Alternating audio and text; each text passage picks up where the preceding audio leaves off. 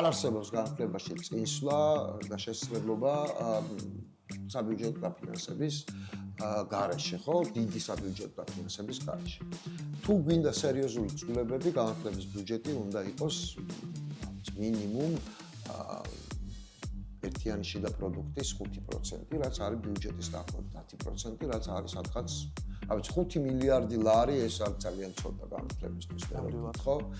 და თან ეს არ არის ფული, რომელიც ხვალ გაჩვენებს შედეგს. ეს არის გრძელვადიანი ინვესტიცია, რომელიც ერთ დეკადაში უკვე დაგანახავს შედეგს, მაგრამ ამის გარეშე სამაგიეროდ არ არსებობს, ყველა შედეგი არის მოკლევადიანი და დროებითი.